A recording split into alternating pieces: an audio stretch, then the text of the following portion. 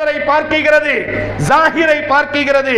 நபிகள் நாயகம் ஸல்லல்லாஹு அலைஹி வஸல்லம் இப்பொழுது அதுவரை சப்தத்தை உயர்த்தி ஜாஹிர் வித்துக் கொண்டிருந்தார் அல்லவா, இப்பொழுது அல்லாஹ்வின் தூதர் சப்தத்தை உயர்த்துகிறார்கள். மை யஷ்தரில் அப்த், இந்த அடிமையை விலை கொடுத்து வாங்கக்கூடியவர், என்னிடத்திலே இந்த அடிமையை விலை கொடுத்து வாங்கக்கூடியவர் யார்? அல்லாஹ்வின் தூதர் சப்தமிடுகிறார்கள். மை யஷ்தரில் அப்த், இந்த அடிமையை என்னிடத்தில் விலை கொடுத்து வாங்கக்கூடியவர் யார்? சமூகமே, அழகின் காரணத்தினால், பொருளாதாரத்தில் பின்தங்கியதின் காரணத்தினால், வெளியூர்வாசி என்ற காரணத்தினால், புரிந்து கொள்வதில் கொஞ்சம் பிரச்சனை இருக்கிறது என்ற காரணத்தினால் நாங்கள் எல்லாம் உயர்ந்த கோத்திரத்தை சார்ந்தவர்கள், நாங்கள் எல்லாம் அல்லாஹ்வுக்கு மிக நெருக்கத்திற்குரியவர்கள், நாங்கள் எல்லாம் மார்க்கம் படித்த மேதைகள், நாங்கள் எல்லாம் பொருளாதாரத்தில் உச்சக்கட்டத்திலே இருக்கக்கூடியவர்கள், நாங்கள் எல்லாம் அழகிலே மேன்மக்கள் என்பதாக தங்களை தாங்களே பெருமையாக பேசிக் கொண்டிருக்கக்கூடிய யாராக இருக்கட்டும், இந்த ஜாகிரினுடைய விவகாரம் ஒரு பெரும் பாடமும் படிப்பினையும். அல்லாஹ்வின் தூதர் சப்தமிடுகிறார், மை யஷ்தரில் அப்த், இந்த அடிமையை விடுதலை என்னிடத்தில் இருந்து விலை கொடுத்து வாங்கக்கூடியவர் யார்? அந்த ஜாகிர் ரலியல்லாஹு அன்ஹு அவர் சப்தமிடுகிறார், அல்லாஹ்வின் தூதரே, தஜிதுனி காசிதன், நான் ஒரு மட்டமானவன். அல்லாஹ்வின் தூதரே, என்னை யார் விலை கொடுத்து வாங்குவார்கள்? என்னுடைய உடல் தோற்றமும், என்னுடைய பிறப்பும், என்னுடைய நாகரீகமும், நான் வாழ்ந்த பகுதிகளும் காசிதன், பார்த்தாலும் கை கொடுக்க தோணாத ஒரு உருவம், பார்த்தாலும் சிரிக்க தோணாத ஒரு மனிதன், யார் பார்த்தாலும் என்னோடு நின்று பேச வேண்டும் என்ற ஒரு உணர்வு கிட்டாத ஒரு சாதாரண காசிதன், மட்டமானவன். அல்லாஹ்வின் தூதரே, நான் என்னை யார் அல்லாஹ்வின் தூதரை விலை கொடுத்து வாங்குவார்கள்? அல்லாஹ்வின் தூதர் சப்தத்தை உயர்த்தி சப்தமிட்டார்கள், இல்லை, லாக்கின்னக இன்தல்லாஹி லஸ்த காசிதன், நீ இந்த உலகத்தில் அல்லாஹ்விடத்தில் மட்டமானவன் இல்லை. இன்தல்லாஹி அன்த காலின், அல்லாஹ்விடத்தில் மிக விலை மதிப்பு மிக்கவன். கால் என்று சொன்னால் விலை மதிக்கவே முடியாதது, விலை மதிப்புக்கு அப்பாற்பட்டது. அல்லாஹ்வின் தூதர் சொன்னார்கள், இன்தல்லாஹி அன்த காலின், நீ அல்லாஹ் மனிதர்கள் வேண்டுமையானால் உன்னை மட்டமாக காணலாம் ஜாகிரே, ஆனால் அல்லாஹ்விடத்தில் விலை மதிக்க முடியாத பொக்கிஷம் நீங்கள் என்பதாக நபிகள் நாயகம் ஸல்லல்லாஹு அலைஹி வஸல்லம் அந்த இடத்திலே நபித்தோழர்களுக்கு திருத்தி கொடுத்தார்களே. ஆனால் யாரெல்லாம் ஜாகிரை மட்டமாக பார்க்கிறீர்களோ, ஜாகிரினுடைய வியாபார சப்தத்தை யாரெல்லாம் கேலியாக பார்க்கிறீர்களோ, யாரெல்லாம் ஜாகிரினுடைய உருவத்தை கேவலமாக பார்க்கிறீர்களோ, அறிந்து கொள்ளுங்கள், ஜாகிர் அல்லாஹ்விடத்தில் விலை மதிக்க முடியாத பொக்கிஷம் என்று அல்லாஹ்வின் தூதர் திருத்தி கொடுத்தார்களே. ஆனால் என் பாசமான உறவுகளே, மனித உரிமையினுடைய ஆக பெரிய பிரகடனம், நாம் அனைவரும் மனிதனினுடைய மக்கள், நாம் அனைவரும் ஆதமினுடைய குழந்தைகள், நமக்கு மத்தியில் எந்த பாகுபாடும் கிடையாது.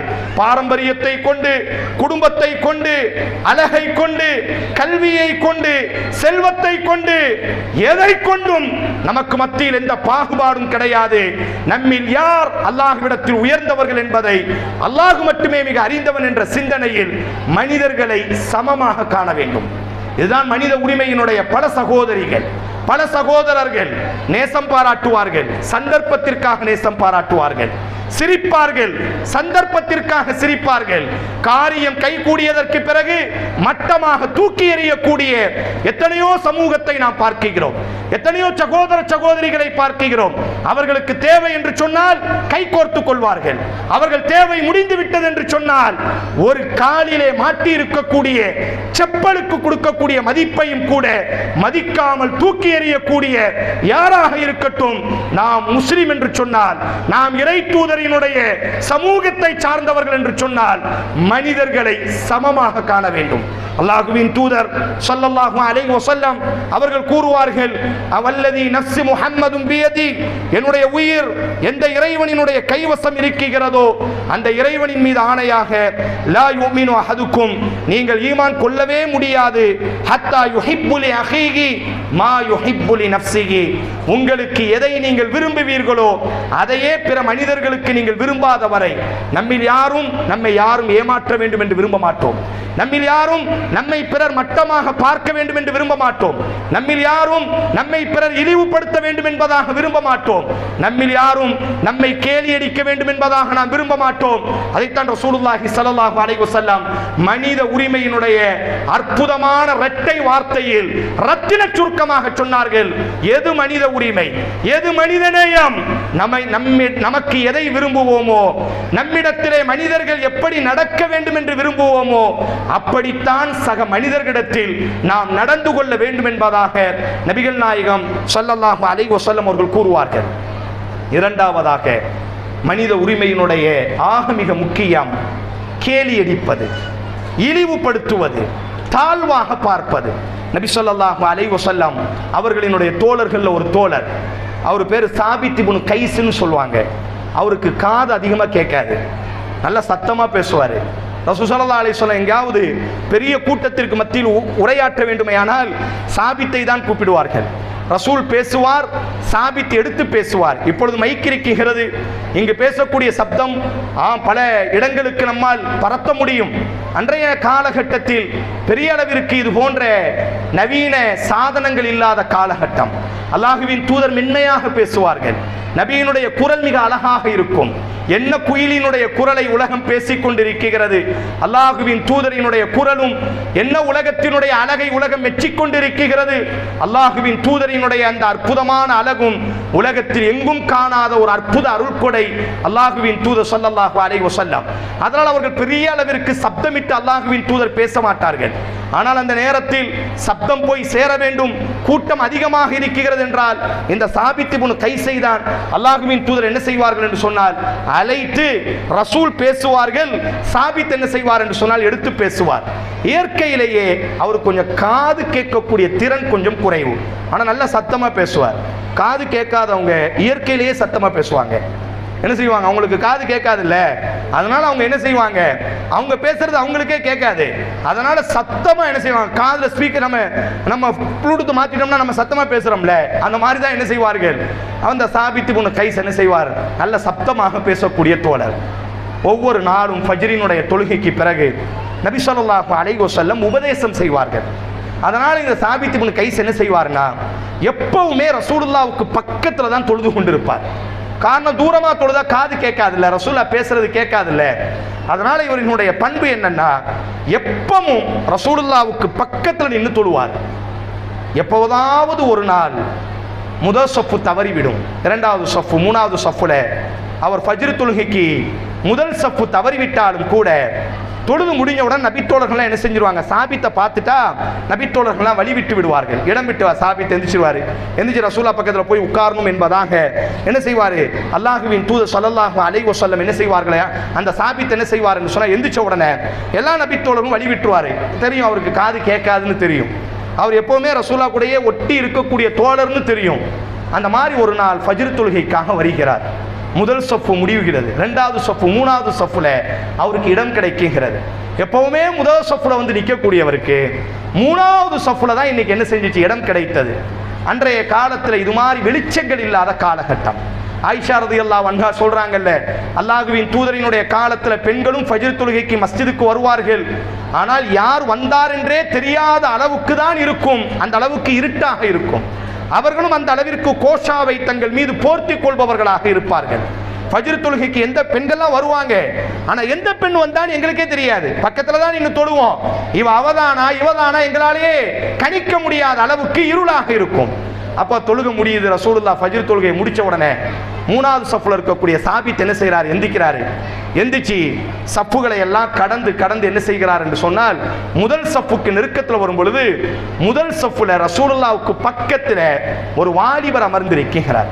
அப்ப அந்த வாலிபரினுடைய தோலை உழுக்கிறாரு, டேய் தம்பி இடம் கொடுறா. அந்த மாதிரி தோரணையில அவர் நல்ல சத்தமா பேசுவார்ல, அப்படி தோலை உழுக்கிறாரு. உடனே அந்த வாலிபர் ரசூலுல்லாஹ்வுக்கு அந்த பேச்சினுடைய சுவாரஸ்யத்தில், அல்லாஹ்வின் தூதரினுடைய அந்த உபதேசத்தை கவனிக்கக்கூடிய சுவாரஸ்யத்தில் அவர் திரும்பி பார்க்கல. திரும்பி பார்த்திருந்தா கூட சாபித்துன்னு தெரிஞ்சிருக்கும், திரும்பல. உடனே அவர் வாலிபர் என்ன சொல்றாரு, பாய் சும்மா உட்காருங்க பாய், உங்க கிடைச்ச இடத்துல உட்காருங்க பாய், டார்ச்சர் பண்ணாதீங்க பாய் அப்படின்னு சொல்லுவோம்ல, அந்த மாதிரி அந்த வாலிபர் என்ன சொல்றாரு, உங்க கிடைச்ச இடத்துல உட்காருங்க, சும்மா இருங்க அப்படின்னு அவரை சாபித் இப்னு கைஸ்ன்னு தெரியாது, திரும்பி பார்க்கல. அல்லாஹ்வின் தூதரினுடைய அந்த உபதேசத்தில் மெய் மறந்தவராக அந்த தோழரை உழுக்கும் பொழுது சும்மா உட்காரு பாய், கிடைச்ச இடத்துல உட்காருங்க அப்படின்னு அந்த வாலிபர் சொல்லிவிட்டார். சாபித் இப்னு கைஸுக்கு ஒரு பெரிய தர்ம சங்கடம். என்னடா இத்தனை நாளா நம்ம தான் முதல்ல உட்கார்ந்துருப்போம், தப்பி தவறி நம்ம ஒரு நாள் வெளியே வந்தா கூட 2வது சஃப் 3வது சஃப்ல எல்லாரும் நம்மளை புரிஞ்சுக்கிட்டாங்க, ஆனா இந்த சின்ன பையன் நம்மளை புரியல பாத்தியா அப்படின்னு அவருக்கு மனசு ஃபுல்லா அந்த கோபம். ஆனால் வேற வழி இல்லை, அமைதியா கிடைச்ச இடத்துல உட்கார்ந்துட்டாரு. அல்லாஹ்வின் தூதர் உபதேசம் பேசுகிறார். உபதேசம் எல்லாம் நிறைவடையக்கூடிய நேரம். இப்ப ரசூலுல்லாஹி ஸல்லல்லாஹு அலைஹி வஸல்லம் உபதேசத்தை முடிக்கிறாங்க, வெளிச்சம் பரவ ஆரம்பிக்குகிறது. உபதேசம் முடிச்ச உடனே இந்த சாபித் இப்னு கைஸினுடைய உள்ளத்துல அப்படியே எரியுது இல்ல, அந்த நம்மளை பார்த்து பையன் இப்படி சொல்லிட்டான்ல, அந்த கோபம், அந்த அனல் அந்த பையனினுடைய முதுகை பிடிச்சி உழுக்கிறாரு. மனான் நீ யாரா முதல்ல அப்படின்னு கேட்கிறாரு, நீ முதல்ல யாரு அப்படிங்கக்கூடிய தோரணையில மனான் நீ யார் முதல்ல. உடனே அந்த வாலிபர் திரும்பி பார்க்கிறார், சாபித் இப்னு கைஸ். உடனே அந்த வாலிபர் சொல்றாரு, நான் இன்னாரினுடைய மகன், இவளினுடைய மகன் நான். அவங்க அம்மா பேரை சொல்லி சொல்றாரு, எங்க அம்மா இவ தான், இவளுக்கு பிறந்தவன் நான். உடனே அந்த அம்மா மேல ஒரு பட்டப்பேர் இருக்கு, அது என்னெல்லாம் தெரியாது. நபித்தோழர்கள் அப்படிப்பட்டவர்கள் தான். ஹதீஸ்ல புகழப்பட்ட வார்த்தைகளை மட்டும்தான் பார்க்க முடியும், இகழப்பட்ட வார்த்தைகளை ஹதீஸ்ல பார்க்கவே முடியாது. அந்த அம்மாவை ஏதோ ஒரு பட்டப்பேர் சொல்லி கூப்பிடுவாங்க. அந்த ஊர் முழு மதீனால அந்த வாலிபரினுடைய தாயை ஒரு பட்டப்பேர் சொல்லி கூப்பிடுவாங்க. உடனே அவர் சொல்றாரு, எங்க அம்மா அப்படின்னு. உடனே ஓ இப்படி சொல்லுவாங்களே, இவன் அவனா நீ, இவனுக்கு பிறந்தவனா நீ என்பார் மாறி சாபித் இப்னு கைஸ் என்ன செஞ்சிட்டாரு, அந்த அம்மாவினுடைய பட்டப்பெயரை சொல்லி அந்த வாலிபனை மட்டப்படுத்துறாரு. சொன்னதுதான் தாமதம், ஒரே ஒரு வார்த்தை மட்டும்தான். அர்ஷில் இருக்கக்கூடிய அல்லாஹ் பொறுத்து கொள்ளவில்லை. உடனே அல்லாஹ் வசனத்தை இறக்கினான், யா அய்யுஹல்லதீன ஆமனு லா யஸ்ஹர் கௌமும் மின் கௌமின் அஸா யகூனு கைரம் மின்ஹும் வலா நிஸாஉம் மின் நிஸாஇன் அஸா யகுன்ன கைரம் மின்ஹுன்ன. ஓ ஈமான் கொண்ட இறை நம்பிக்கையாளர்களே, ஈமான் கொண்ட ஆண்களே, சக மனிதனை மட்டமாக பார்க்காதீர்கள், சக மனிதனை பட்டப்பேர் சொல்லி அழைக்காதீர்கள், சக மனிதனினுடைய உள்ளம் வேதனைப்படும் விதமாக வார்த்தைகளை பயன்படுத்தாதீர்கள். எந்த ஒரு இறை நம்பிக்கையாளனும் பிற இறை நம்பிக்கையாளனை கேவலப்படுத்த வேண்டாம், இழிவுபடுத்த வேண்டாம், பட்டப்பெயர்களை சொல்லி சுட்டிக்காட்ட வேண்டாம். எந்த இறை நம்பிக்கையை சுமக்கக்கூடிய பெண்ணும் மற்ற இறை நம்பிக்கையை சுமக்கக்கூடிய பெண்ணை இழிவுபடுத்த வேண்டாம் என்பதாக உணர்வுகளை, ஒரே ஒரு வாலிபனினுடைய உணர்வை புரிந்து கொண்டு அந்த நபர் இவளினுடைய தாயை அறியப்பட்ட அந்த வார்த்தையை சொல்லி வயதிலே குறைந்தவரை நோக்கி வயதிலே உயர்ந்த ஒரு பெரியவர், நபிக்கு மிக நெருக்கத்திற்குரிய நபி சொன்னார்கள், சாபித்தே நீங்கள் சொர்க்கத்திற்குரியவர் என்பதாக நபியினுடைய நாவால் வாக்குறுதி அளிக்கப்பட்டு நற்செய்தி அளிக்கப்பட்ட அந்த உன்னதமான சொர்க்கத்திற்குரிய தோழராக நீ இருந்தாலும் ஒரு சக தோழனை நீ பட்டப்பெயர் சொல்லி அழைப்பது சக தோழனினுடைய உணர்வுகளை காயப்படுத்துவது. சுருக்கமாக தெரிய வேண்டுமேயானால் மனிதர்களினுடைய உரிமைகள்ல இரண்டாவது உணர்வுகளை காயப்படுத்துவது. அல்லாஹ் அரிசியிலே இருந்து கொண்டு அவரை கண்டிக்கும் விதமாக ரப்பு வசனத்தை இறக்கினான் என்று சொன்னால், வாழக்கூடிய காலத்துல திருமணம் முடிச்சிருப்போம், கணவன் மனைவியா இருப்போம், கோபம் வரும், கணவன் மனைவியினுடைய உணர்வுகளை தாக்குவது, மனைவி கணவனினுடைய உணர்வுகளை தாக்குவது. ஆனால் வெளியிலே மனிதநேயத்தினுடைய பிறப்பிடமாக சுத்தி கொண்டிருப்போம். அரபியில சொல்வாங்க, நாவுகளால் அதாவது கத்தியால் குத்துவது மட்டுமல்ல கூலை, பல நேரங்களில் நம்முடைய நாவுகளால் பலரினுடைய உணர்வுகளை காயப்படுத்துவதும் கொலை என்பதாக அரபியிலே ஒரு வார்த்தை சொல்லப்படும். அதனால் அன்பான உறவுகளே, மனித உரிமையினுடைய ஆக மிக முக்கியம் மனிதர்களினுடைய உணர்வுகளை நாம் என்ன செய்ய வேண்டும், பாதுகாக்க வேண்டும். அபூலஹபினுடைய மகள், அவங்க இஸ்லாத்துக்கு வந்துட்டாங்க. அவங்க சமூகத்தில் ரசூலுல்லாஹ்வினுடைய மஸ்ஜிதுக்கு தொலை வரும் பொழுது பெண்கள்லாம் என்ன செய்வாங்க, அவங்க கூட அதிகமாக பேச மாட்டாங்க. நீ யார், உங்க அம்மா ஹம்மாலத்தல் ஹத்தபு தானே, உங்க வாப்பா யாரு, தப்பத்தியதா அபி லஹபு தானே, அவங்க வாப்பா யாரு, அபூ லஹப், கை நாசமடையட்டும் என்று அல்லாஹ்வால் சபிக்கப்பட்டவளினுடைய மகன்.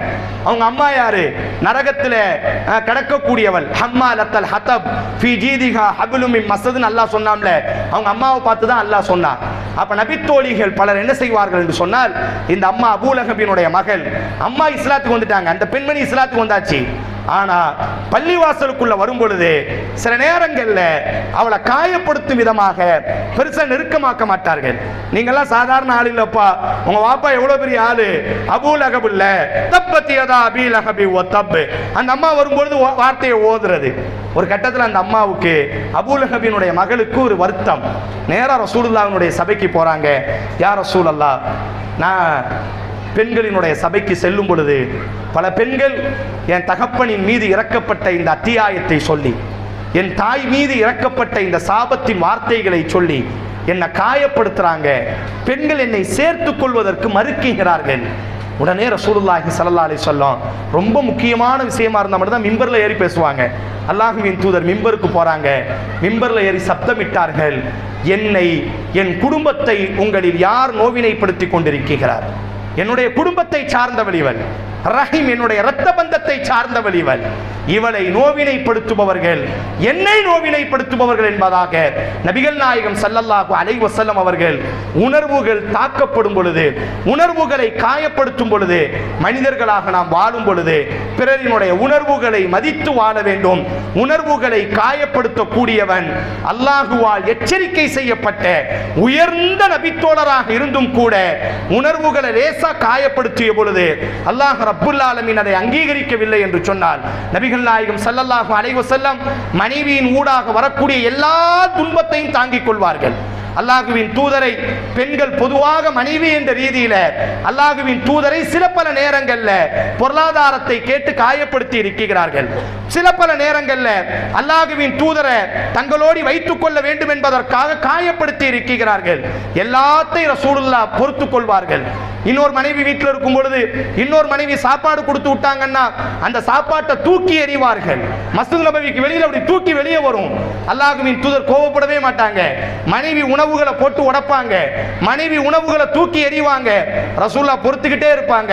ஆனா ஒரே ஒரு நேரத்தில் ரசூல் பொறுத்ததே இல்லை. அம்மா ஆயிஷா ஓடி பேசிட்டு இருக்கும் பொழுது அம்மா ஆயிஷா ரலியல்லாஹு இரவுல சொல்வாங்க, அல்லாஹ்வின் தூதரே, ஒரு ரசூலுல்லாஹ்வுடைய மனைவியில ஒரு மனைவி குட்டையா இருப்பாங்க. குட்டைன்னு வார்த்தையை கூட சொல்லல, கசீர்னு கூட சொல்லல, அந்த கையை வச்சு இப்படி இருக்கா இல்ல, அவ உங்களுக்கு போதும், அந்த உணர்வுகளை காயப்படுத்துவதற்காக அவளினுடைய அந்த உணர்வை தாக்கும் விதமாக இப்படி இருக்கா இல்ல, அவளே உங்களுக்கு போதும், இந்த வார்த்தையை சொன்னதுதான் தாமதம். ரசூல் ஸல்லல்லாஹு அலைஹி வஸல்லம் கண்கள் சிவந்து விட்டது. ஆயிஷா, நீ சொன்ன வார்த்தையை கடல்ல கலந்தா கூட கடல் உப்பை விட இந்த வார்த்தையினுடைய பலம் மிக அதிகமானது, பெரிய வார்த்தையை நீ சொல்லிவிட்டாய் என்று அல்லாஹ்வின் தூதர் திருத்தி கொடுத்தார்களே. ஆனால் மனித உரிமைகள்ல இரண்டாவதாக உணர்வுகளை நாம் என்ன செய்ய வேண்டும்? மதிக்க வேண்டும். யாராக இருக்கட்டும் அவர்களுக்கும் ஒரு உணர்வு இருக்கின்றது. ஒரு எறும்பினுடைய உணர்வையும் கூட, ஒரு சின்ன நபித்தோழர்கள் பயணத்தில் இருக்கிறாங்க, இருக்கும் பொழுது ஒரு குஞ்சு என்ன செய்யுது, மரத்துல பறவை கூடு கட்டி குஞ்சு பொறிச்சிருக்கு. உடனே நபித்தோழர்கள் விளையாட்டு போக்கில் பயணத்தில் ஏதாவது சிரிப்பு தேவை அல்லவா, பயணத்தில் கொஞ்சம் மகிழ்ச்சி தேவை அல்லவா. அன்னைக்கு ஒரே ஒரு மகிழ்ச்சி தான், இன்னைக்கு மாதிரி கிரிக்கெட்டு கிடையாது, ஃபுட்பாலும் கிடையாது. உடனே ஒரு நபித்தோழர் என்ன செய்யறாரு, மரத்துக்கு மேலே ஏறுறாரு. ஏறி என்ன செய்யறாரு, அந்த குஞ்சிகளை எல்லாம் என்ன செய்யறாரு, புறக்கிறாரு. புறக்கி மறைத்து வைத்துக் கொள்கிறார். அந்த தாய்க்குருவி கூட்டுக்கு வருது, குஞ்ச காணோம். உடனே இந்த நபித்தோழர் இந்த குஞ்சிகள் என்ன செய்யறாரு, அந்த தாய்க்குருவி பார்க்கும் விதமாக தூக்கி காட்டுறாரு. உடனே அந்த தாய்க்குருவி, அந்த தாய் என்ன செய்யுது, இவர்தான் குஞ்ச வச்சிருக்காருன்னு சொல்லி குஞ்சை பாதுகாப்பதற்காக, தன்னுடைய குஞ்சை பாதுகாக்கும் விதமாக அந்த தாய்க்குருவி ஓடி அப்படி துரத்தி வருகிறது. இந்த தோழர் அப்படி ஓடுறாரு, சிரித்து கொண்டே ஓடுறாரு. எல்லா நபித்தோழர் கை கட்டி சிரிக்கிறாங்க. ரொம்ப சிரிப்பா இருக்கும்ல, அவர் ஓட, தாய்க்குருவி ஓட, பார்த்து சிரிப்பு, சந்தோஷம். அல்லாஹ்வின் தூதர் வந்து பார்த்ததுதான் தாமதம், கண் கலங்கி விட்டார்கள். ஒரு பறவை சகோதரி, ஒரு சின்ன தாய் பறவைட்ட அதனுடைய குஞ்சை பிரித்து அதன் ஊடாக கிடைக்கக்கூடிய ஒரு சின்ன ஒரு சந்தோஷம், அந்த குஞ்சை கொல்லல. கொஞ்ச நேரம் விளையாண்டுட்டு திருப்பி வைக்க தான் போறாரு. ஆனாலும் ரசூலுல்லாஹ் கண் கலங்கி சொன்னார்கள், இல்லை வேண்டாம், உடனே அந்த குஞ்சை கொண்டு போய் அந்த கூட்டில் வையுங்கள் என்பதாக ஒரு குஞ்சினுடைய உணர்வையும் கூட, ஒரு பறவையின் உணர்வையும் கூட அல்லாஹுவின் தூதர் கண்ணீரோடு உபதேசம் செய்தார் என்று சொன்னால், நம்மள எத்தனை எத்தனை சகோதரிகள் கொஞ்சம் தனிமையில் நாம் யோசித்து பார்க்க வேண்டும். பெத்த நம்முடைய கணவனை அவரினுடைய தாயை விட்டு பிரித்து அந்த தாய்ப்படக்கூடிய கஷ்டத்தை நினைத்து அற்பமாக நாம் மகிழ்ச்சி அடைந்து கொண்டிருக்கிறோம். நம்மள எத்தனை சகோதரிகள், நம்மள எத்தனை சகோதரர்கள் தான் மனைவிய அவங்க அம்மா கூட பேசலன்னு உடனே அவங்க அக்கா தங்கச்சி கூட பேசாம சண்டை போட்டு வந்துட்டாங்கன்னா நம்ம சந்தோஷம் அடைகிறோமா இல்லையா? அல்லாஹ்வின் தூதர் சொன்னார்கள், லஅன் அல்லாஹ், அல்லாஹ் சபிக்கட்டும், லஅன் அல்லாஹ், அல்லாஹ் சபிக்கட்டும். குழந்தையையும் தாயையும் யார் பிரித்தாலும் அல்லாஹ் சபிக்கட்டும் என்பதாக அல்லாஹ்வின் தூதர் ஸல்லல்லாஹு அலைஹி வஸல்லம் கூறினார்களேயானால், ஒரு பறவையினுடைய குஞ்சியையும் கூட அந்த பறவையிடத்திலிருந்து தற்சமயத்திற்கு கூட பிரிப்பதை அல்லாஹ்வின் தூதர் அங்கீகரிக்கவில்லை என்று சொன்னால், உறவுகளாய் இரத்த பந்தமாக மகிழ்ச்சியோடு சந்தோஷத்தோடு ஒரு குடும்பம் வாழ்ந்து கொண்டிருக்கும் பொழுது நம்முடைய அற்ப இன்பத்திற்காக, நம்முடைய அற்ப சந்தோஷத்திற்காக நாங்கள் பிரிப்போம் என்று சொன்னால் அல்லாஹ் சபிக்கட்டும் என்பதாக நபிகள் நாயகம் ஸல்லல்லாஹு அலைஹி வஸல்லம் அவர்கள் சபித்தவர்களாக யார் இது போன்ற உணர்வுகளை காயப்படுத்தி அதில் ஒரு மகிழ்ச்சி அடைவார்களோ அவர்களுக்கு எதிராக அல்லாஹ்வின் தூதர் பேசுகிறார்கள். மூன்றாவதாக, வாழும் காலத்தில் சில நேரங்களில் நமக்கு எதிரியாக பலர் இருக்கக்கூடும், நம்முடைய கருத்தை அங்கீகரிக்காதவர்களாக இருக்கக்கூடும், நம்மீது கருத்து வேறுபாடு கொண்டவர்களாக இருக்கக்கூடும். அவர்களின் மீதும் கருணை காட்டக்கூடியவர்களாக இருக்க வேண்டும். குர்ஆன்ல 41வது அத்தியாயம் 34வது வசனத்தில் அல்லாஹ் சொல்கிறான், வலா தஸ்தவில் ஹஸனது வலஸ் ஸய்யிஆ, நன்மையும் தீமையும் சமமாகாது. இதுஃபா பில்லதி ஹிய அஹ்ஸன், தீமையின் மீது நன்மையை போடுங்கள். உங்களுக்கு யாராவது தீங்கு செய்தால், உங்களுக்கு யாராவது உங்களை காயப்படுத்தினால் அவர்களுக்கும் நீங்கள் நன்மை செய்யுங்கள். ஃபஇதல்லதி பைனக வ பைனஹு அதாவத்துன், எதிரியாக இருந்தவர்களும் கூட கஅன்னஹு வலியுன் ஹமீம், நெருக்கமான நண்பர்களாக மாறக்கூடும். பல சகோதரர்கள் சொல்வதுண்டு, பல சகோதரிகள் சொல்வதுண்டு, என்னோடு யாரும் பழகுவதில்லை, என் கூட பெருசா யாரும் நட்பு பாராட்டுவதில்லை, எனக்கு பெரிய அளவுக்கு நண்பர்கள் இல்லை, எல்லாரும் என்னை தப்பாகவே புரிந்திருக்கிறார்கள், யாரும் என்னை நெருக்கமாக இருந்ததே இல்லை, ஆரம்பத்தில் இருந்து நான் தனியாகவே இருந்தவன், நான் தனியாகவே இருந்தவன். அல்லாஹ் சொல்கிறான், இல்லை, யார் உங்களுக்கு தீமை செய்யட்டும் நீங்கள் அவர்களுக்கு நன்மை செய்யுங்கள். நெருக்கமான நண்பர்களாக யார் உங்களுக்கு தீமை செய்தார்களோ அவர்களுக்கும் நீங்கள் நன்மை செய்யும் பொழுது உங்களது உற்ற நண்பர்களாக மாறக்கூடும். ஹதீஸ்ல ஒரு அழகான வரலாறு உண்டு. சுஹைல் இப்னு அம்ருன்னு சொல்லுவாங்க, மக்காவினுடைய தலைவர். ஹுதைபியா உடன்படிக்கைன்னு படிச்சிருக்கிறோம்ல, அந்த உடன்படிக்கையில மக்காவாசிகளின் தலைவர் அந்த ஆளு தான் இருப்பாரு. ரொம்ப தெளிவா பேசுவார். அவரினுடைய வார்த்தை இருக்குல்ல, அம்ப விட கூர்மையா இருக்கும். ஒரு வார்த்தை சொன்னாலும் கடுமையா சொல்வாரு, தெளிவா பேசுவார். 1000 முட்டாள்களையும் உணர்ச்சி பெற வைத்து விடுவார். அவர் உட்கார்ந்து ஒரு 5 நிமிஷம் பேசிட்டா போதும், எல்லாரும் அவனுக்கு பின்னாடி போயிடுவாங்க. அந்த அளவுக்கு நாவாற்றல் உடையவர் சுஹைல் இப்னு அம்ருன்னு சொல்லுவாங்க. அவர் ரசூலுல்லாஹ்வுக்கு எதிராகவே வாழ்ந்தவர், அல்லாஹ்வின் தூதருக்கு எதிரியாகவே இருந்தவர், அல்லாஹ்வின் தூதருக்கு சிம்ம சொப்பனம் அவர்தான். மக்கால ரசூலுல்லாஹ்வுக்கு நிகராக வார்த்தை ஜாலங்களை செய்யக்கூடியவர், வார்த்தைகளிலேயே அந்த வார்த்தைகளை உருவாக்கக்கூடியவர். சின்ன பிள்ளையும் புரிஞ்சிடும் அவர் பேசினால். அந்த அளவுக்கு உண்மையை பொய்யாக்கிடுவார், பொய்யை உண்மையாக்கிடுவார். உஹதுல கைது செய்யப்படுறாரு. சுஹைல உஹதுல கைது பண்ணியாச்சு.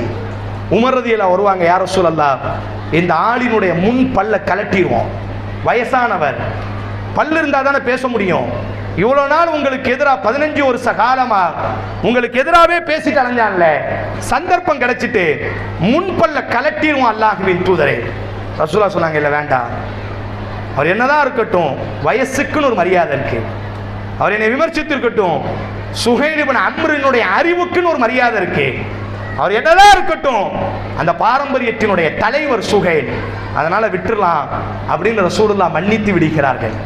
ஃபத்தஹ் மக்கால, மக்கா வெற்றி கொள்ளப்பட்ட பொழுது இவர் இஸ்லாத்துக்குள்ள வருவார், மக்காலேயே இருப்பார். ரசூலுல்லாஹ் மரணித்த உடனே இஸ்லாமிய உலகத்தில் ஒரு பெரிய குழப்பம். அல்லாஹ்வின் தூதர் மரணிச்சிட்டாரு, இனி ஜக்காத்லாம் கொடுக்க மாட்டோம், அபூபக்கருக்கெல்லாம் நாங்கள் கட்டுப்பட மாட்டோம், ரசூலுல்லாஹ்வை மட்டும்தான் பின்பற்றுவோம், அபூபக்கரை பின்பற்ற வேண்டிய அவசியம் இருக்கிறதா? யார் இந்த அபூபக்கர்? நம்மள மாதிரி சாதாரண ஆளு தானே, அவருக்கு என்ன வகையா வருகிறது என்ற தோரணையில இஸ்லாமிய உலகத்தில் முதல் குழப்பம் உருவாகுது. ரசூலுல்லாஹ்வை மட்டும்தான் பின்பற்றுவோம், ரசூலுல்லாஹ் தான் எங்களுக்கு தலைவர், ஹுத் மின் அம்வாலிஹிம், அல்லாஹ் ரசூலை மட்டும்தான் சுட்டி காட்டி ஜக்காத்தை வாங்குங்கன்னு சொன்னா, அதனால அபூபக்கருக்குலாம் நம்ம ஜக்காத் கொடுக்க மாட்டோம் என்பதாக ஒரு பெரிய கூட்டம் உருவாகுது. அந்த கூட்டம் மக்காவிலும் உருவாக ஆரம்பிச்சு. உடனே இந்த சுஹைல் எந்திக்கிறாரு. அதுவரை ரசூலுல்லாஹ்வுக்கு எதிராகவே சுழண்ட அந்த நாவுகள் முதல் முறையாக இந்த சுஹைல் 5 நிமிடம் பேசுகிறார். மக்காவாசிகளை எல்லாம் கூப்பிடுகிறார். அட மக்காவாசிகளே, யார் நீங்கள் எல்லாம்? அல்லாஹுவின் தூதர் யார்? அபூபக்கரினுடைய சிறப்பு என்ன? இந்த சமூகத்தினுடைய ஒற்றுமையினுடைய அவசியம் என்ன? காலம் முழுவதும் அல்லாஹுவின் தூதர் இந்த சமூகத்தை பாதுகாத்த அந்த உயர்ந்த இலக்கு என்ன என்பதை வெறும் 5 நிமிடம் பேசுகிறார். முழு மக்காவும் சுஹைலுக்கு பின்னால் இருக்கின்றது. நாம் மரணிக்கக்கூடிய வரை அபூபக்கரை தான் நாம் பின்பற்ற வேண்டும். அபூபக்கருக்கு பிறகு யார் இந்த அபூபக்கர் கை காட்டினாலும் அவரோடு நாம் நிற்போம் என்பதாக வெறும் 5 நிமிடத்தில் ஒரு பெரும் குழப்பத்தை இந்த சுஹைல் என்ன செய்திருப்பார், முடித்திருப்பார். உமர்ட்ட சொல்லுவாங்க இந்த நிகழ்ச்சியை. உமர் கண்ணிலிருந்து கண்ணீர் வடியும். உஹதுல அவரை கைது செய்த பொழுது அவர் முன்பல்லை கலட்ட வேண்டும் என்று நான் ஆசைப்பட்டேன், ஆனால் அல்லாஹ்வின் தூதர் பெருந்தன்மையோடு அந்த சுஹைலை மன்னித்து விட்டார்கள். அந்த மன்னிப்பு இன்றைக்கு இஸ்லாத்தையே அந்த சுஹைலை கொண்டு அல்லாஹ் பாதுகாத்திருக்கிறான் என்பதாக வாழ்க்கையில நம்மை பலர் எதிரியாக நினைத்திருக்கட்டும், பலர் நம்மை காயப்படுத்தி இருக்கட்டும், ஆனால் நமக்கு சந்தர்ப்பம் கிடைக்கும் பொழுது அல்லாஹ்வின் தூதர் ஸல்லல்லாஹு அலைஹி வஸல்லம் சொன்னார்கள் அல்லவா, மனித உரிமையினுடைய பிரகடனம் யஃபு அம்மன் ظلمك, உங்களுக்கு யார் அநியாயம் செய்யட்டும் நீங்கள் மன்னித்து விடுங்கள். வஸில் மன் கதஅக, உங்களை யார் துண்டிக்கட்டும் நீங்கள் அவர்களை சேர்ந்திருந்து கொள்ளுங்கள். வஅஹ்சின் இலா மன் அஸா இலைக, உங்களுக்கு யார் துரோகம் இழைக்கட்டும், உங்களுக்கு யார் தீங்கு செய்யட்டும் நீங்கள் அவர்களுக்கு நன்மை செய்யுங்கள் என்பதாக நபிகள் நாயகம் ஸல்லல்லாஹு அலைஹி வஸல்லம் கூறினார்களே. மனித உரிமையினுடைய ஆகச் சிறந்த ஒரு குணம் என்னவென்று சொன்னால், நாம் மனிதர்களில் உயர்ந்தவர்கள், நம் தாயும் தகப்பனும் உயர்ந்த பாரம்பரியத்திலே உள்ளவர்கள், நாம் ஒரு உயர்ந்த குணத்திலே பிறந்தவர்கள் என்பதனுடைய அடையாளம் நம்மை காயப்படுத்தியவர்கள் நம் கையிலே மாட்டும் பொழுது அவர்களை பழி வாங்காமல் அவர்களின் மீது அன்பை பொழிந்தவர்களாக. உங்களுக்கு எல்லாம் தெரியும் என்று நான் நினைக்கிறேன். ரசூல் ஸல்லல்லாஹு அலைஹி வஸல்லம் அவங்கள மதீனால ரொம்ப கடுமையாக காயப்படுத்தியவர். ரசூலுல்லாஹ்வுடைய குடும்ப வாழ்க்கையிலும் கூட கண்ணீரை ஏற்படுத்தியவர் முனாஃபிகீன்களினுடைய தலைவர் அப்துல்லா இப்னு உபைன்னு சொல்லுவாங்க. இந்த ஆளு தான் என்ன செஞ்சான், அல்லாஹுவின் தூதரை கடுமையாக காயப்படுத்தினார். கடுமையாக அல்லாஹுவின் தூதரினுடைய குடும்ப வாழ்க்கைகளுக்குள்ளாகவும் அரிசியிலே இருந்து கொண்டு அல்லாஹுவால் பரிசுத்தப்படுத்தப்பட்ட அம்மா ஆயிஷாவினுடைய கற்பையும் கூட கேள்வி கேட்ட அயோக்கியன் இந்த முனாஃபிகினுடைய தலைவன். அவ்வப்பொழுது ஒன்றுபட்ட நபித்தோழர்களினுடைய அந்த நபித்தோழர்கள் எல்லாம் சண்டையிடக்கூடிய அளவிற்கு ஒன்றுபட்ட அன்சாரிகளாக நபி ஒன்று திரட்டி இருப்பார். ஒரு 10 நிமிஷம் இவன் பேசிட்டான்னா 2 பேரும் மாத்தி மாத்தி சண்டை போட வச்சிருவான். அந்த அளவுக்கு கடுமையானவன். அவன் இறந்து போய் விடுகிறான்.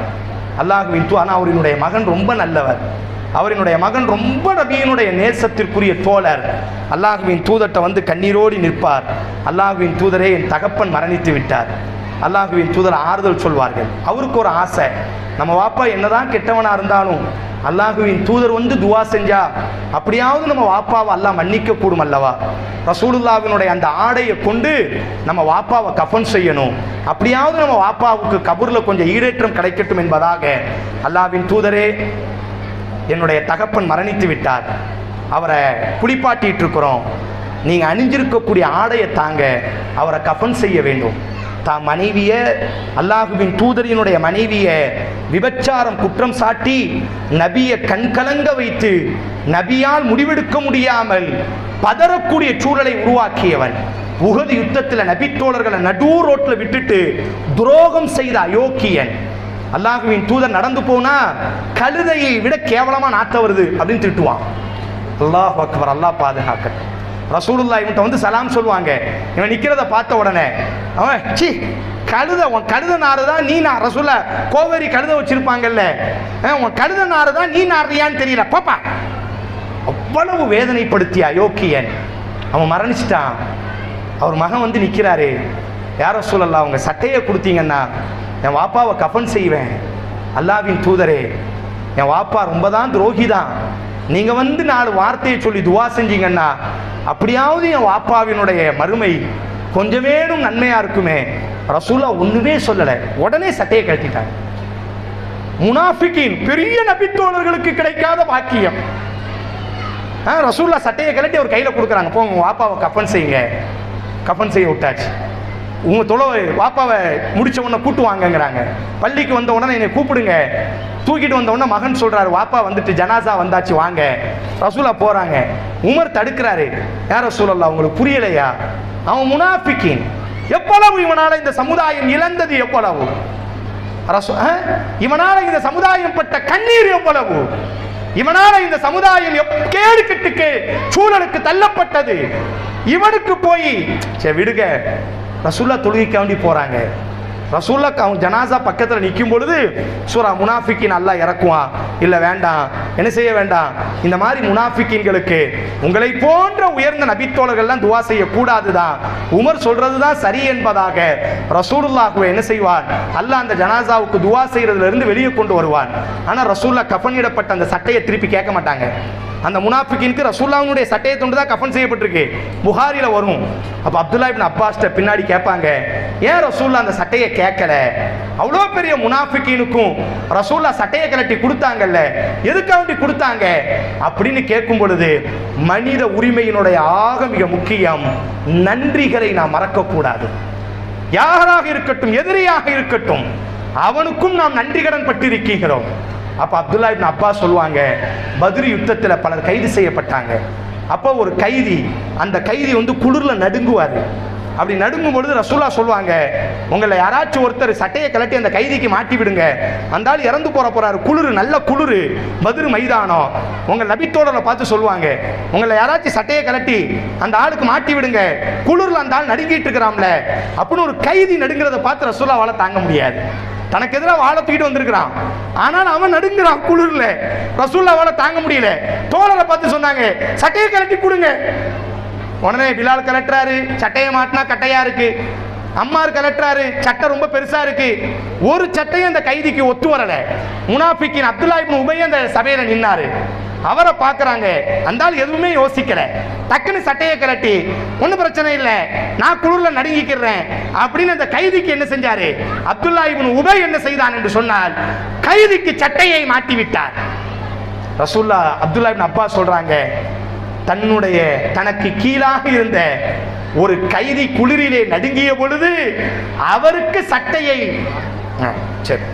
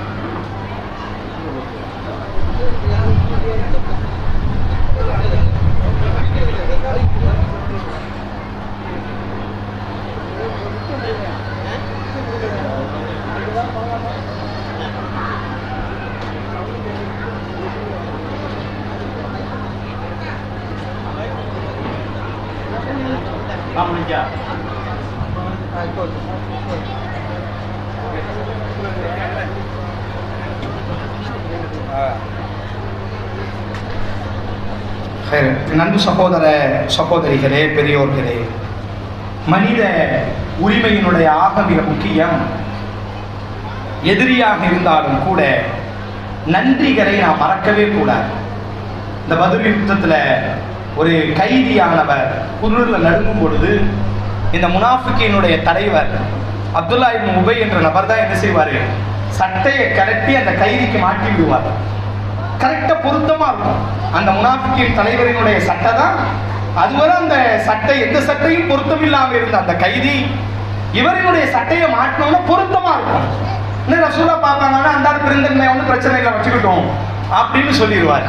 அப்துல்லா இப்னு அப்பாஸ் இதை நினைவுபடுத்தி சொல்கிறார்கள், அன்றைக்கு ரசூலினுடைய கையில இருந்த ஒரு கைதியினுடைய குளிரை போக்குவதற்காக அவர் முனாஃபிக்கீனாகவே இருந்தாலும் அவர் சட்டையை கலட்டி அந்த கைதிக்கு குளிரில் இருந்து பாதுகாப்பு கொடுத்தார் அல்லவா.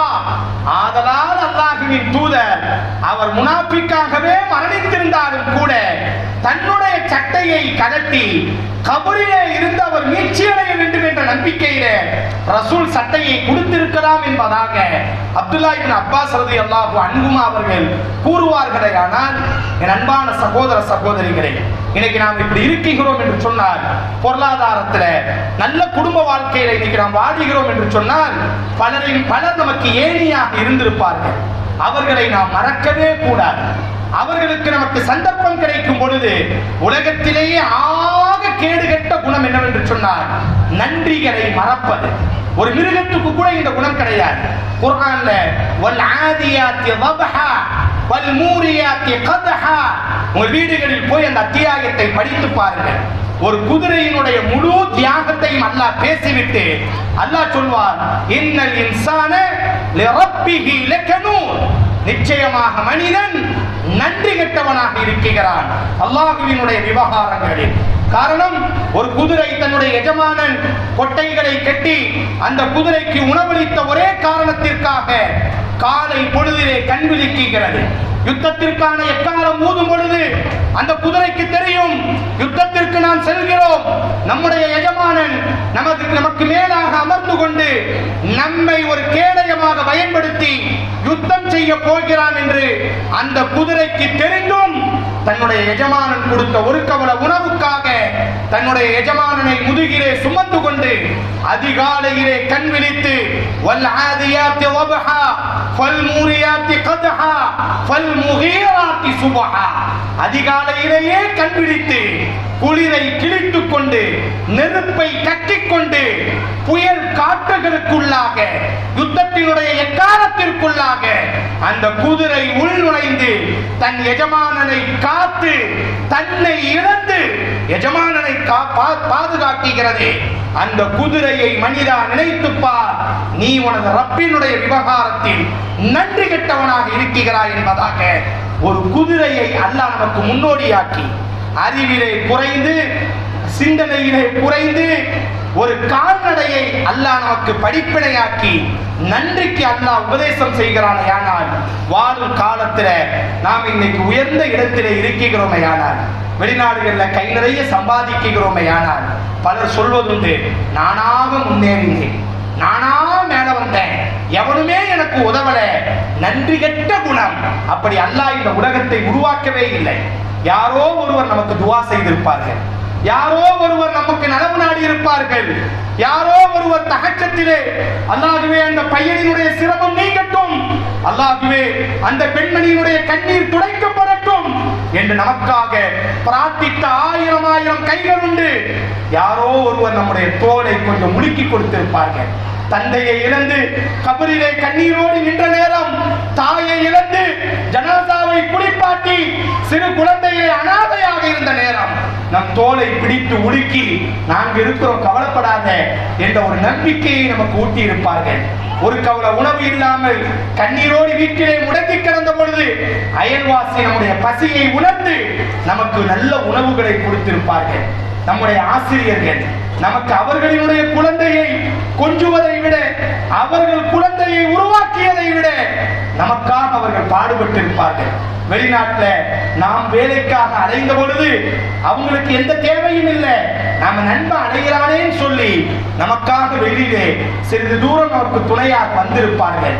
4 பேர்த்த இந்த பையன் வெளிநாட்டில் வந்து உட்கார்ந்து இருக்கிறான், வேலை இல்லாம, நல்ல பையன், எனக்கு தெரிஞ்ச பையன், ஒழுக்கமானவன், அவனுக்கு நீங்க வேலை கொடுக்கலாம் என்பதாக 4 பேர்த்த நம்மளை பத்தி சிபாரிசு செய்திருப்பார்கள். நாம் நன்றி மறக்கவே கூடாது. மனித உரிமையினுடைய ஆகச்சிறந்த பிரகடனம் நம்மை உயர்த்தியவர்களை நாம் மறக்கக்கூடாது. நபிகள் நாயகம் ஸல்லல்லாஹு அலைஹி வஸல்லம் அவர்கள் கூறுவார்கள், உங்களுக்கு யாரேனும் ஒருவர் உதவி செய்தால் அதே போன்று பிரதி உபகாரம் செய்து விடுங்கள். அப்படி இல்லாவிட்டால் அவருக்காக அல்லாஹ்விடத்தில் பிரார்த்தனை செய்யுங்கள் என்பதாக நம்மை உயர்த்தியவர்களை எதுவும் நடக்கட்டும், நம்மை உயர்த்தியதற்கு பிறகு இன்றைக்கு எதிரியினுடைய பட்டியலில் அவர்கள் இருக்கக்கூடும். நம்மை உயர்த்தியதற்கு பிறகு நம்மீது அவர்களுக்கு போராமை இருக்கக்கூடும். எதுவும் இருக்கட்டும், இல்லை இல்லை, நான் உயர்ந்ததற்கு காரணம் அவர்களும் ஒருவர் என்பதாக நன்றி மறக்காத நற்பண்புடையவர்களாக நாம் இருக்க வேண்டும். இறுதியாக என் பாசமான உறவுகளே, என் நேசத்திற்குரியவர்களே, நற்பண்பினுடைய மனித உரிமையினுடைய பிரகடனத்தினுடைய ஆக மிக முக்கியம் நபிகள் நாயகம் ஸல்லல்லாஹு அலைஹி வஸல்லம். நாம் எல்லோரும் ஏதோ ஒரு நாள் மரணிக்கத்தான் போகிறோம். நம்மில் ஒவ்வொருவரும் மரணத்தை நோக்கி முன்னால் ஓடிக்கொண்டே இருக்கின்றோம்.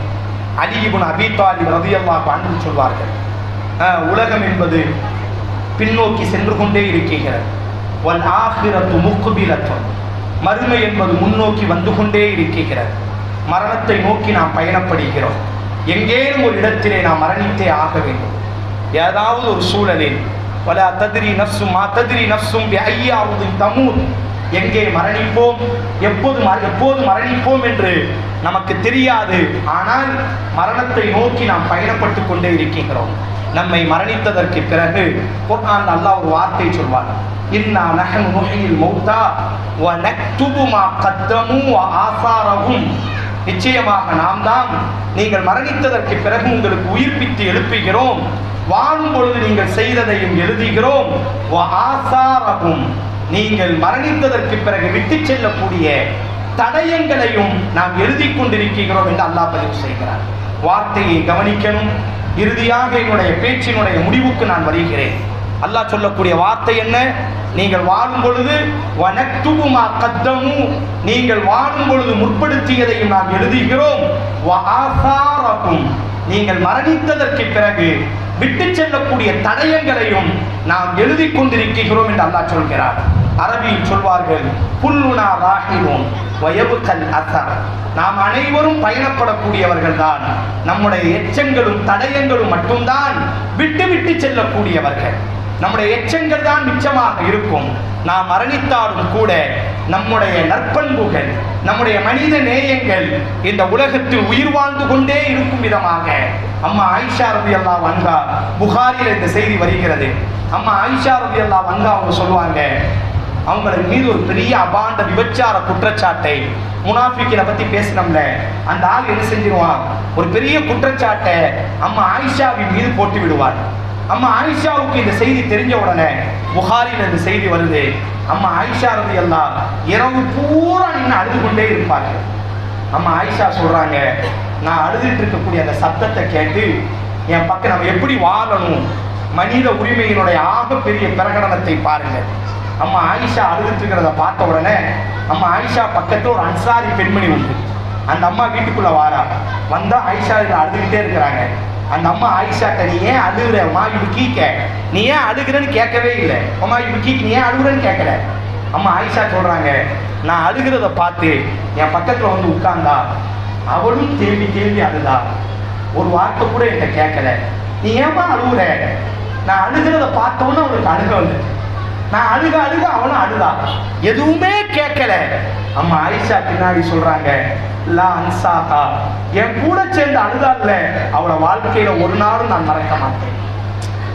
நான் அழுத பொழுது ஏன் அழுதுன்னா அவளுக்கு தெரியாது. ஆயிஷா அழுதுட்டா, என் நண்பன் அழுதுட்டான், என் தோழன் அழுது விட்டான், என் தோழி அழுது விட்டான், ஏன் அழுகிறேன், எதுக்கு அழுகிறேன், எதுவுமே கேட்கல. எப்படி இருக்க வேண்டும் பிறரின் கண்ணீர் நமக்கு கண்ணீராய் இருக்க வேண்டும். அம்மா ஆயிஷா சொல்றாங்க பாருங்க, லா அன்சாஹா, வாழ்க்கையில ஒரு நாளும் அந்த பெண்ணை நான் மறக்க மாட்டேன், அந்த ஒரு பெயரை நாம் வாங்க வேண்டும். காபி இப்னு மாலிக்னு ஒரு நபி தோழர், உபை இப்னு, அவர் என்ன செய்வாரு, யுத்தத்துல பின்தங்கி விடுவார். தபூக் யுத்தத்துக்கு போகாம ரசூலுல்லாஹ் அவரை ஒதுக்கி வச்சிருவாங்க. 40 நாட்கள் அல்லாஹ்வின் தூதர் ஒதுக்கி வச்சிருவாங்க. சூரத்து தௌபான்னு ஒரு அத்தியாயம் இருக்குல்ல, இவர் விவகாரமா தான் வரும். அதுக்கு பிறகு அல்லாஹ் குர்ஆன்ல வஹி அறிவிப்பான். அந்த நபி தோழரை லக்கத்தாபல்லாஹு அலன், அல்லாஹ் சொல்வான், அந்த மூவரையும் யுத்தத்திலே பின்தங்கிய அந்த மூவரையும் அல ஸலாஸத்தில்லதீன குல்லிஃபு ஹத்தா வாகத் அலைஹிமுல் அர்து பிமா ரஹ்பத், அல்லாஹ் சொல்வான், அந்த மூவருக்கும் உலகம் நெருக்கடியானதே, அவர்களை அல்லாஹ் மன்னித்தான், அவர்கள் தௌபாவை அல்லாஹ் கபூல் செய்து விட்டான் என்று அல்லாஹ் வஹி அறிவிச்ச உடனே இந்த நபித்தோழர் வீட்டில் இருப்பாரு. இந்த சம்பந்தப்பட்ட நபித்தோழர் இந்த வகை வந்த உடனே குளிச்சு புத்தாடையை போட்டுட்டு மஸ்ஜித் நபவிக்கு ஓடி வருவாரு. ரசூலுல்லாவை சந்திக்க போறோம், ரசூலுல்லாஹ் நம்மளை ஒதுக்குனாங்க, இப்ப ரசூலுல்லாவை கெட்டி பேச போறோம், ரசூலுல்லாவோடி பழக போறோம் அப்படின்னு ஓடி வரும் பொழுது எல்லா நபித்தோழரும் உட்கார்ந்து இருப்பாங்க. தல்ஹான்னு ஒரு நபித்தோழர், இவர் ஓடி வர்றதை பார்த்த உடனே தான் நண்பன் அல்லாஹ் மன்னிச்சுட்டான் அப்படின்னு வகை வந்துட்டு இவர் ஓடி வர்றதை பார்த்த உடனே ரசூலுல்லாஹ் சபையில இருந்து யாருமே எந்திக்க மாட்டாங்க. ஆனா இந்த தல்ஹா என்ன செஞ்சுவாரு, புகாரில இந்த செய்தி வரும், உடனே தன் நண்பன் அல்லாஹ்வின் மன்னிப்பை பெற்றுவிட்டு நம்மை ஓடி வருகிறான் என்று தெரிஞ்ச உடனே தல்ஹா துள்ளி குதிச்சு அவரை கெட்டி அணைத்து கண்ணீரோடு முத்தமிடுவார். அந்த நபித்தோழர் சொல்வாரு, அல்லாஹ் வஹி அறிவிச்சான், நான் வந்தேன், ரசூலுல்லாஹ்வுடைய சபையில யாருமே எந்திக்கல, ஆனா என்னைய பார்த்த உடனே தல்ஹா இதை கெட்டி அணைத்து முத்தமிட்டு வரவேற்றாரே, லா அன்சாஹா, அந்த தல்ஹாவை நான் வாழ்க்கையில மறக்கவே மாட்டேன் என்பதாக அந்த நபித்தோழர் சொல்வார். அதே நபித்தோழர் என்ன செய்வார் என்று சொன்னால், ரசூலுல்லாஹ் கேட்பாங்க, யுத்த தபூக்ல நின்றுக்கிட்டு எங்க அந்த காபி இப்னு மாலிக் அப்படிங்கும் பொழுது நபித்தோழர்கள் சிலர் சொல்லுவாங்க, அந்த ஆளுக்கு காசு வந்துட்டு, அந்த ஆளுக்கு செல்வம் வந்துட்டு, இப்பெல்லாம் அந்த ஆளுக்கு இஸ்லாத்தின் மீது பெரிய பற்று இல்லை, காசு திமுர்ல அலைகிறாரு, இந்த மாதிரி வார்த்தையை சொல்லும் பொழுது எல்லாரும் அமைதியா இருப்பாங்க. ஒரே ஒரு நபித்தோழர் எழுந்து சத்தமிடுவார், இல்லை யா ரசூலல்லாஹ், இவர்கள் எல்லாம் அவர் மீது ஏதோ ஒரு குற்றத்தை சொல்கிறார்கள், அவர் நல்லவராகவே நான் பார்த்திருக்கிறேன். அந்த காபி இப்னு மாலிக் சொல்வாரு, எல்லாரும் என்னை குற்றப்படுத்திய பொழுது அல்லது யாரோ ஒருத்தர் குற்றப்படுத்தும் பொழுது எல்லாரும் அமைதியா இருக்கும் பொழுது ஒரே ஒரு நபித்தோழர் எழுந்து என் நண்பன் அப்படிப்பட்டவன் கிடையாது என்பதாக எனக்காக குரல் கொடுத்தாரே, லா அன்சாஹா, வாழ்க்கையில் அவரை ஒரு நாளும் நான் மறக்க மாட்டேன் என்பதாக காபி இப்னு மாலிக் ரலியல்லாஹு சொல்வார்களே. ஆனால் நம்ம ஜனாசா தூக்கப்படும் பொழுது நம்முடைய புள்ள சொல்லணும், எங்க வாப்பாவை நாங்க மறக்கவே முடியாது, நம்ம வாப்பா நம்ம உம்மா சொல்லணும். சொல்லுவாங்கல்ல, ஹாலிதினுடைய ஜனாசா தூக்கும் பொழுது அவங்க அம்மா சொன்ன வார்த்தை, அல்லாஹ்வே, என் மகன் ஒரு கோழி தன் குஞ்சை அரவணைப்பதை போன்று என் மகன் ஹாலித் என்னை அரவணைத்தான் ரப்பே, என் மகனை இப்பொழுது உன்னுடைய கருணையின் பால் நான் அனுப்பி வைக்கிறேன் என்பதாக நம் ஜனாசா உயர்த்தப்படும் பொழுது நம்ம மேல அந்த அதாவது குளிப்பாட்டக்கூடிய தண்ணீர்களை ஊற்றும் பொழுது சுத்தி நிற்கக்கூடிய தோழி சொல்ல வேண்டும், இந்த தோழியை நான் வாழ்க்கையில மறக்கவே முடியாது, அன்னைக்கு நான் கஷ்டப்பட்ட பொழுது எல்லோரும் அமைதியாக இருந்த பொழுது என்னுடைய கண்ணீரை துடைத்த ஒரு ஜனாசா இது, இதை நான் வாழ்க்கையில் மறக்கவே முடியாது. நம்முடைய கஃன்ல, நம்முடைய உடல்ல கஃன் துணியை பொதியும் பொழுது நம்முடைய நண்பன் ரசூலினுடைய முகத்தை பார்த்த உடனே அபூபக்கர் ரலியல்லாஹு திபுத ஹய்யன் வ மையித்தன் யா ரசூலல்லாஹ், அல்லாஹ்வின் தூதரே, வாழும் பொழுதும் மரணிக்கும் பொழுதும் மனம் கமர்ந்தீர்களே என்பதாக வாழ்த்துக்களை சொல்லி முத்தமிட்டாரே, அதுபோன்று நம்முடைய பிணத்திற்கு மேலாக நம்முடைய உடலுக்கு மேலாக கஃன் துணி பொதியும் பொழுது என்னுடைய நல்ல நண்பனை, என்னுடைய ஒரு நல்ல அயல்வாசியை, என்னுடைய நல்ல மனைவியை, என்னுடைய நல்ல கணவனை, என்னுடைய நல்ல மகனை, என்னுடைய நல்ல சகோதரனை, என்னுடைய நல்ல தாயை, என் நல்ல தகப்பனை வாழ்க்கையில் மறக்கவே முடியாத ஒரு நல்ல தோழனை நான் இழந்து விட்டேன் என்பதாக நாம் மக்கி மண்ணாய் போனாலும் குல்லுனா ராஹிலூன், நாம் அனைவரும் பயணப்படக்கூடியவர்கள். நம் உடல்கள் மக்கும், நம்முடைய எலும்புகள் மக்கும், வயபுக்கல் அஸர், நம்முடைய நற்தடயங்கள். நாம் உலகத்தை விட்டு மறைந்தாலும் நம் நினைவுகள் ஏற்படும் பொழுது கண் கலங்க வேண்டும். ஆயிஷா அம்மாவுக்கு கண் கலங்குச்சு இல்ல, அந்த பெண் அப்ப இல்ல, அதுக்கு முன்னாடி இருந்தா, ஆனா அப்ப இல்ல. ஆனா ஆயிஷா அம்மா அவளை நினைச்சு என்ன செய்தார்கள்? என் தோழி நான் அழுத பொழுது அழுதால, இப்ப இல்ல, ஆனா அவளை நான் மறக்கவே மாட்டேன் என்பதாக நம் நினைவுகள் ஏற்படும் பொழுது, நம் பெயர் சொல்லும் பொழுது நம்மை நினைக்கக்கூடிய அளவிற்கு நாம் மனிதர்களின் மீது அன்பு காட்டியவர்களாக, பாசம் காட்டியவர்களாக, அரவணைத்தவர்களாக நம்முடைய வாழ்வுகளை நாம் அமைத்துக் கொள்ள வேண்டும். அல்லாஹ் ரப்புல் ஆலமீன் உங்களையும் நம்மையும் சிறந்த நற்பண்புடையவர்களாக, ஒழுக்கமுடையவர்களாக, அல்லாஹ்வினுடைய இபாதத்திலே ஆங்காங்கே நாம் சில குறைகள் வைத்திருந்தாலும் கூட நாளைக்கு மறுமையில மனிதர்கள்ல யாருக்கும் நாம் குறை செய்தவர்களாக, அல்லாஹ்வுக்கு முன்பாக குற்றவாளியாக பிடிக்கப்படாமல், ரப்பினுடைய விவகாரத்தில் நாம் கொஞ்சம் சோர்வாக இருந்தாலும் கூட மனிதர்களினுடைய விவகாரத்தில் கருணையையும் அன்பையும் பாசத்தையும் நேசத்தையும் பொழிந்தவர்களாக. அபூதர் ரலியல்லாஹு மரணப்படுக்கையில அவர் குதிரையை முத்தமிடுவாரு, அப்படியே அணைச்சி முத்தமிட்டு சொல்வாரு, அந்த குதிரையை கெட்டி அணைச்சிட்டு, நாளைக்கு மறுமையில எனக்கு எதிராக நீ நின்னுறாதப்பா அப்படின்னு அந்த குதிரையை தடவி கொடுப்பார். தான் இத்தனை நாள் பயன்படுத்துறோம்ல அந்த குதிரையை அப்படியே மரணப்படுக்கையின் பொழுது அப்படியே முத்தமிடுவாரு.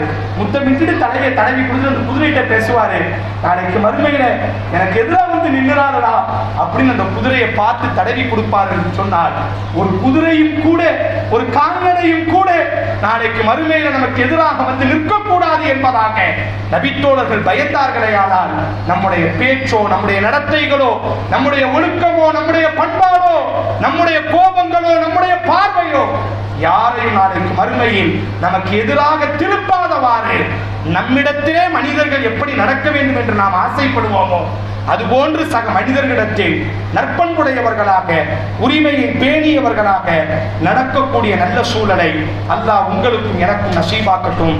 வாஹிர் தஅவானா அனில் ஹம்துலில்லாஹி ரப்பில் ஆலமீன்.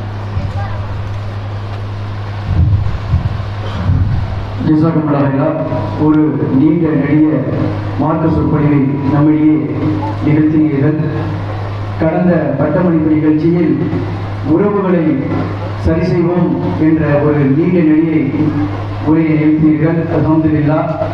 மதுப்பூரில் பெரும்பாலான பெரிய பெரிய பிரிந்த குடும்பங்களில் அவர்கள் அந்த உறவுகளை பேணினார்கள், நாம் கண்கூடாக பார்த்தோம். அதே போல இன்றைய தினம் சக மனிதர்களுக்கு இடையே இருக்கக்கூடிய அந்த உரிமைகளை பேண வேண்டும் என்று அல்லாஹும் அல்லாஹுடைய தூதர் கற்று தந்த அந்த கல்வியின் அடிப்படையில் நீங்கள் சொன்னீர்கள். அல்ஹம்துலில்லாஹ்.